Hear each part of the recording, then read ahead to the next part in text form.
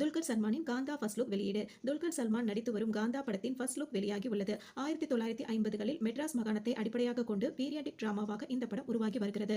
இந்த படத்தை செல்வமணி செல்வராஜ் இயக்குகிறார். படத்தின் ஃபர்ஸ்ட் லுக் போஸ்டரை சமூக வலைதளத்தில் நடிகர் துல்கர் சல்மான் பகிர்ந்துள்ளார். காலத்தால் அழிக்க முடியாத கதையில் காலத்தால் அழிக்க முடியாத பாத்திரத்தில் நடிக்க எனக்கு கிடைத்த வாய்ப்பு என்று அந்த பதிவில் தெரிவித்துள்ளார். திரைப்படத்துறையில் தனது 13வது ஆண்டினை அவர் கொண்டாடுகிறார். கடந்த 2012இல் மலையாளத்தில் செகண்ட் ஷோ என்ற படத்தின் மூலம் அறிமுகமானார்.